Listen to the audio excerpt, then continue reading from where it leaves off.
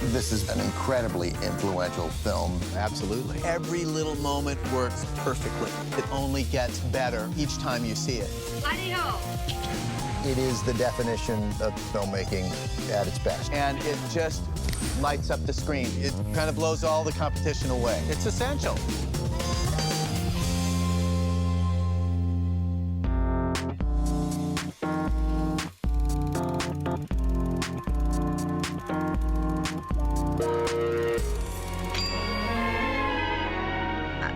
How did you get here? I'm glad you're safe. What did you do? What happened? Don't know. I just don't know. Are you hurt? My head feels a bit queer. Oh, there's a little cut in your hair. It's nothing much. Oh, Peter, it was a cruel joke. If it was on me. Brad, you picked 20 films for the Essentials, 2 of them Powell and Pressburger films. Why do the Archers, as they were known, why do Michael Powell and Emmerich Pressburger matter? Well, back to the word essential, they have a body of work that is one of the strongest in film. And it's funny because they don't seem to be discussed that much, but their movies are discussed. And that, to me, is the whole point. This is a film that I stumbled across on television, you know, and it was late at night, and I was kind of going through the channels like one last look before I go to sleep. And I stumbled on the opening of this film. I said, I'll watch like 5 minutes. And I was completely hooked.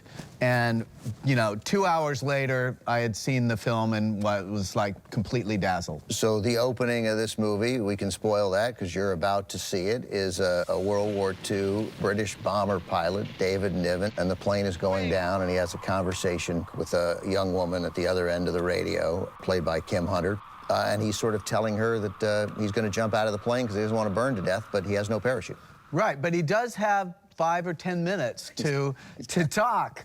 And he's got the opening of a movie in it. Yeah, and it's riveting. You could say that it's kind of an over-the-top situation, but, you know, I challenge you not to be riveted by it and to be, like, ready to go anywhere the film wants to take you from there.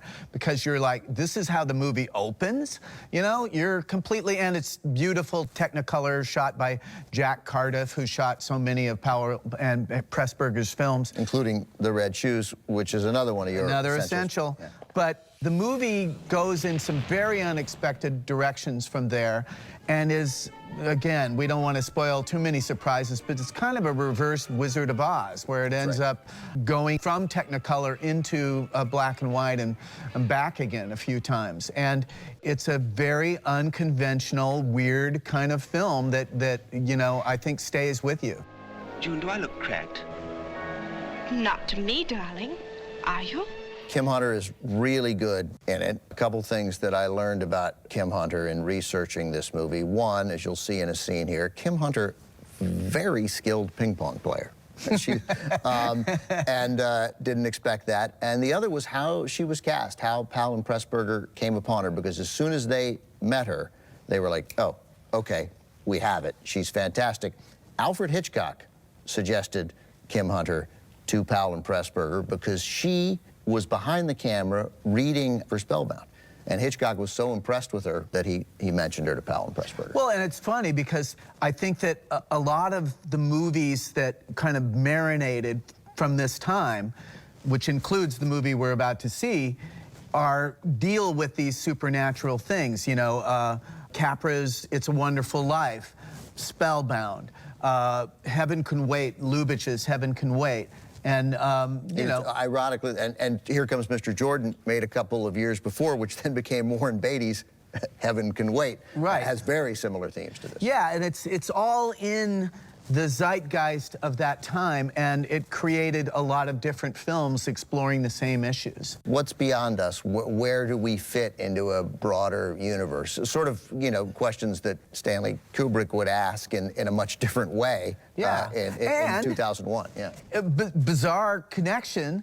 There's a 2001 connection in this movie because they consulted, when they were showing Space, they consulted Arthur C. Clarke for this movie. Yeah, right. It's just a very strange, very memorable film. Brad, thanks very much. Here it is from 1946, David Niven and Kim Hunter in Powell and Pressburger's A Matter of Life and Death. This is filmmaking at its best. It's essential.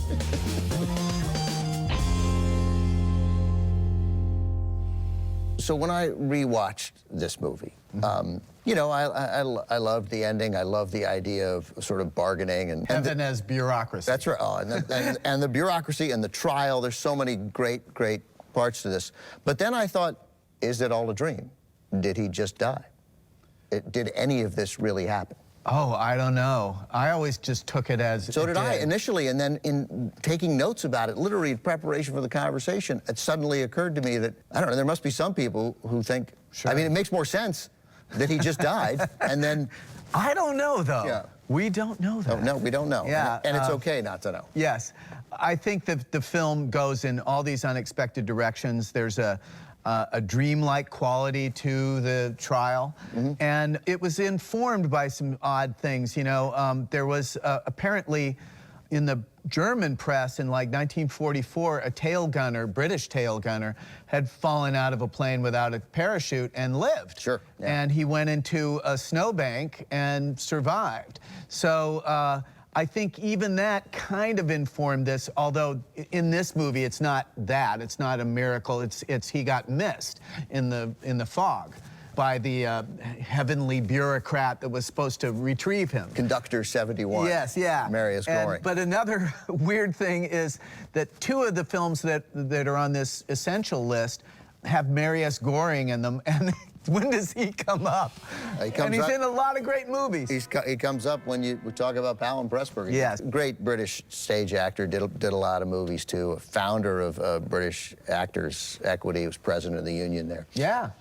So that staircase, Yeah. they built it. And they Hugely didn't just expensive. build 10 stairs and keep sort of shooting the same 10 stairs. So 266 steps, 85 tons. And, you know, extended it further with special effects.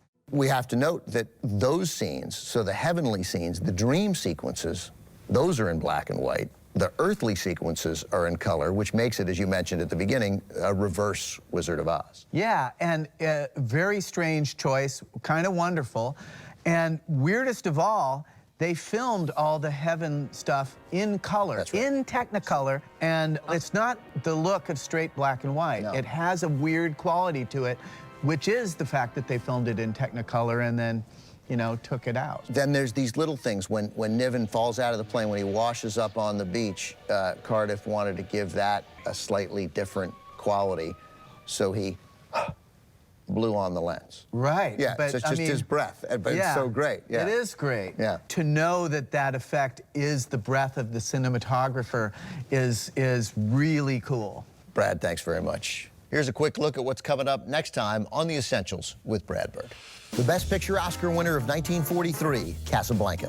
The movie is studio filmmaking at its best. Casablanca has more memorable lines than any other movie ever made. He's looking at you, kid. Bogart, Bergman, Henry, Raines. You don't know where to stop naming the great cast members. Casablanca is kind of the thing you shoot for as a filmmaker because every little moment works perfectly. That's Saturday, December 26th at 8 p.m. Eastern. Thanks for joining us for The Essentials.